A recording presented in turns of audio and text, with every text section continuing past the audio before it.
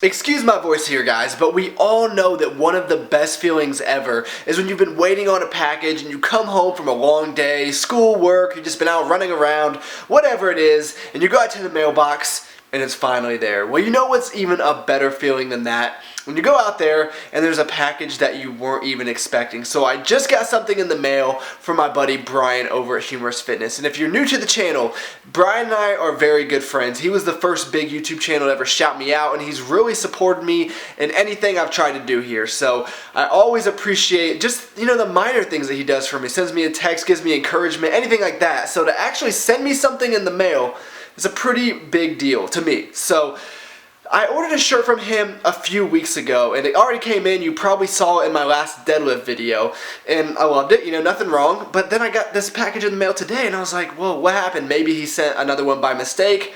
Well, no, there was no mistake. Brian sent me a late Christmas present, and it's even later now because I know that this video is going to be a little bit delayed from when I'm shooting it. So he sent this tank and a nice little note with it. I'm not going to read it to you, but essentially it just expresses his love towards me and how he wants to be everything like me. No, I'm just kidding. But, just some nice personal things. And that's just the type of person Brian is. So I thought that I should give him this recognition publicly. So thank you, man, and I will definitely wear it with pride. You'll win somehow, so give up on the battle, baby. It's hard.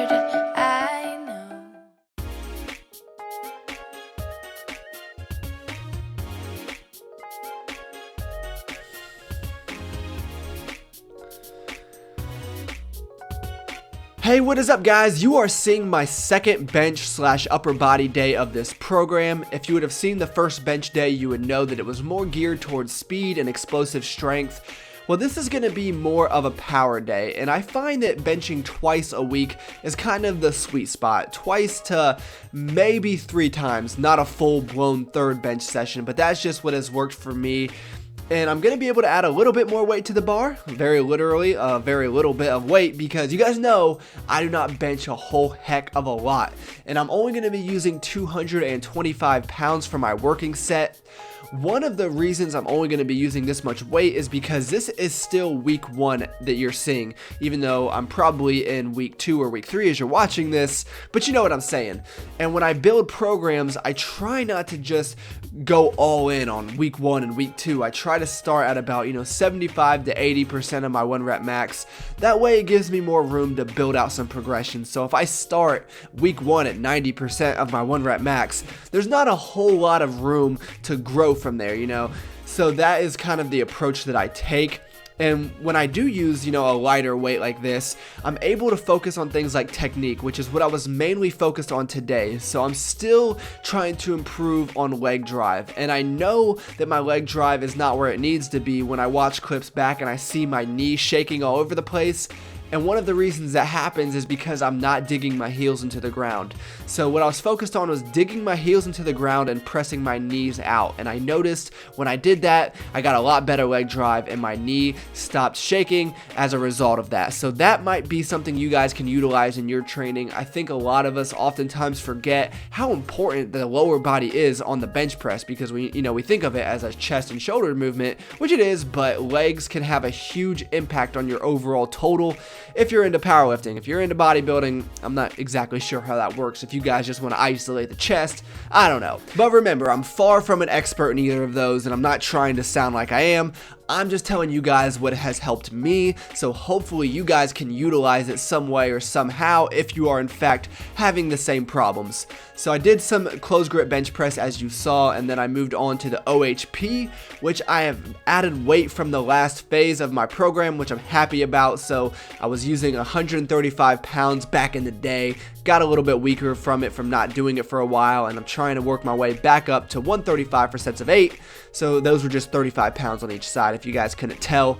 And then I just moved into this back machine, which I have not used in a really long time. And if you guys have noticed, I have been using a lot more machines and cables for my accessory work, or fluff work as I call it.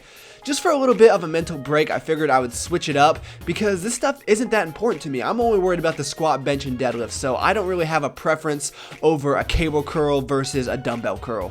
So I thought I'd just try it out for 6 weeks here, see how it goes. And that is going to be the workout, guys. I hope you enjoyed it. Please like the video if you did, and I will talk to all of you guys very soon.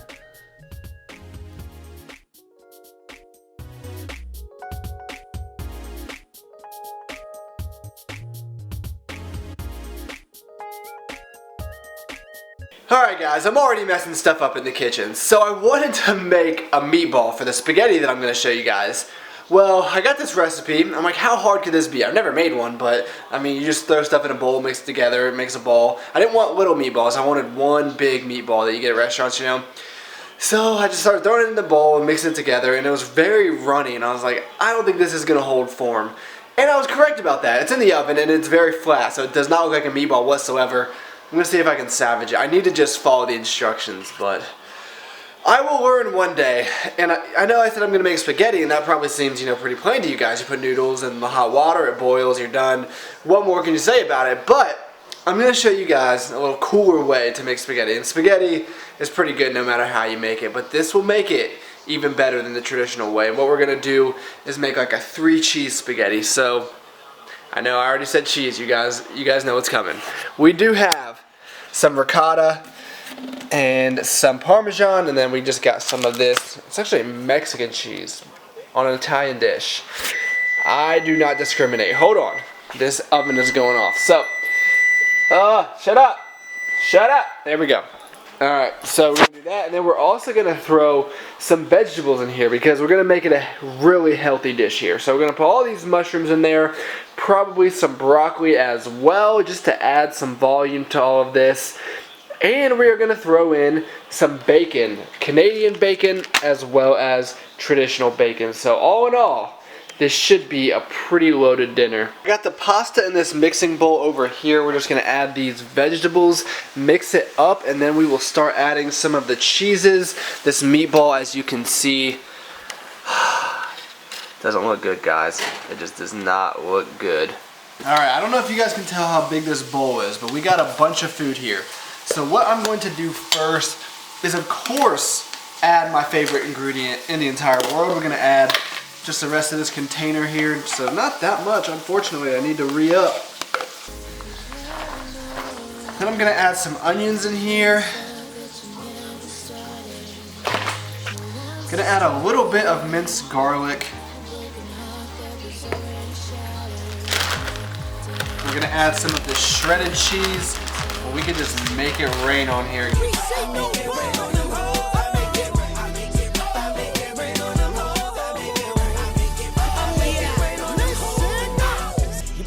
Is lame. I make it rain on you. He never make it rain like Southern California. And then we have some creamy, cheesy spaghetti, my friends. Alright guys, so I just took the bacon and kind of sprinkled it on top, added some more Parmesan cheese, and here is my pathetic meatball. Very disappointed in myself, but overall, I would say we did pretty well here. Got some garlic bread over there. And I will try this out. I will let you guys know what I think. I'm pretty excited, guys. I'm pretty hungry though. The hardest part about cooking is getting everything warm at the same time. I feel like I take something out, it gets cold, gotta put it back in the microwave, and then it's just never the same. And those are my life problems. Alright guys, so this meatball was pretty dry and pretty not good. But the pasta was on point, as you can imagine. So that bacon was a nice little addition. And even though this plate is almost gone, I already know that I will be getting ready for some dessert here. Alright, so we're going to get dessert ready over here, and I forgot all about these cookies. Someone made them for me, and I just saw them when I came down here, and that made me extremely happy. So I'm going to have those 3 cookies, and look how big this Rice Krispie treat is. I saw it at the store, and I was like, that's just one of those things you just have to buy, and that's kind of boring by itself. So I'm going to add a few things to it, and I will let you guys see once I get done decorating my little treat over here. Sometimes I think putting random foods together is the only thing I like more than actually eating them. So I'm just making this hard on myself because I piled on some of that strawberry yogurt, whipped cream, Cookie Crisp, a Pop-Tart, and then I only got one of these cookies left because I was getting kind of hungry while I was doing this. So that is going to be the food for the day. I really hope you guys like this. Please like the video if you enjoyed it. I would really appreciate it. Subscribe to the channel if you're not already, and I'll talk to you guys very soon.